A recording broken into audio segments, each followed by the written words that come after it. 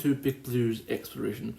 Today I'm going to chat about the recent trip from Scotland all the way to Sydney in Australia. The first leg from Edinburgh was quite uneventful, as you'd expect from a short flight, with afternoon tea being served to us in business class and overall a well-presented flight from British Airways, as one would expect. After arriving in Heathrow, I had 3 or so hours before going to the flight for Singapore.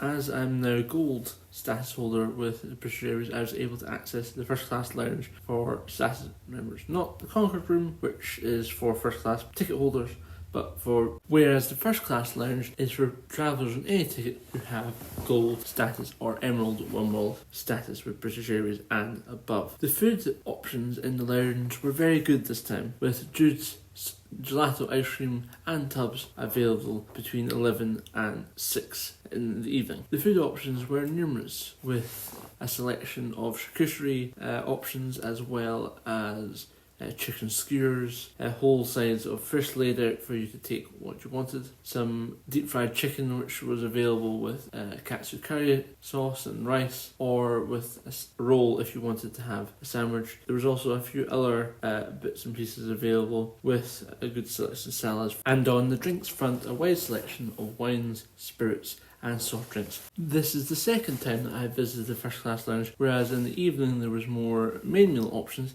At breakfast time when I visited the first time, there was smoked salmon and bagels available, as well as the normal breakfast spread, cereals, some cheeses and English breakfast if you wished.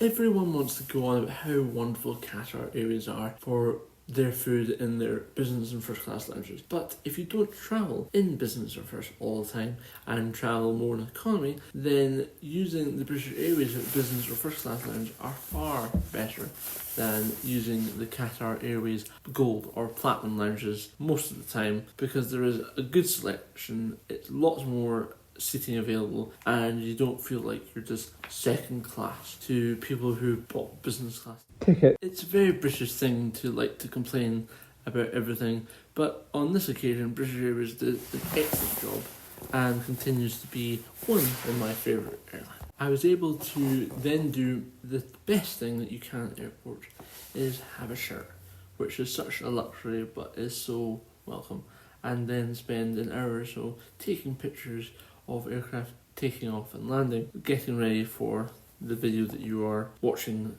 just now.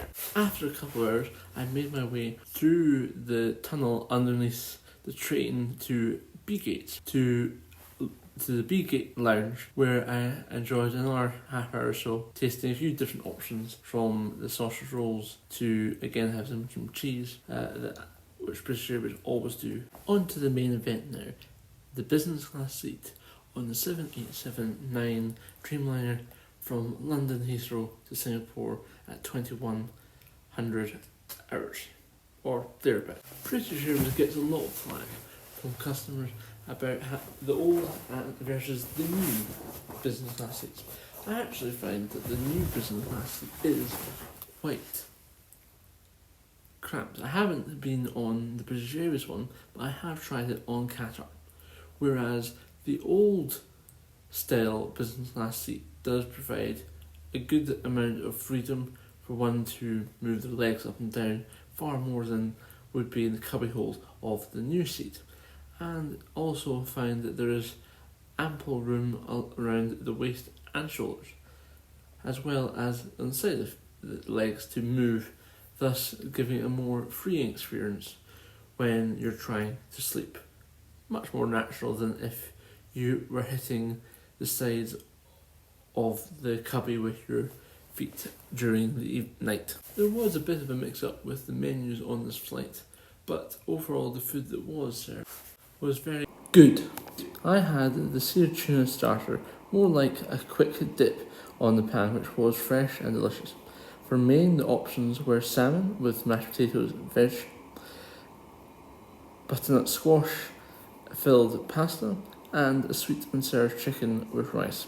Dessert was cheese or sticky toffee pudding with a minuscule amount of sauce, and I did ask about having the quite satisfied. unfortunately, they had run out due to the catering issues on the flight.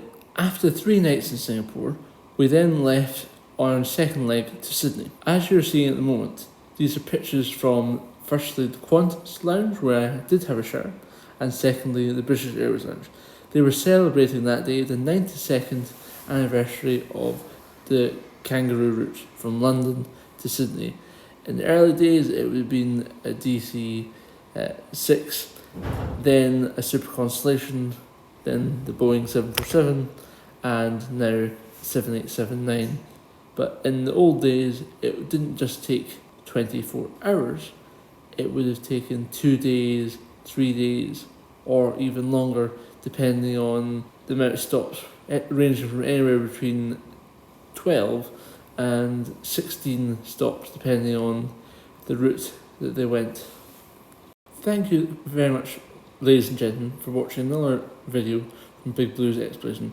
Please stay tuned for part 2 of the Australia adventure, as well as a few hotel reviews on the way home, plus some New Zealand content. Thank you very much.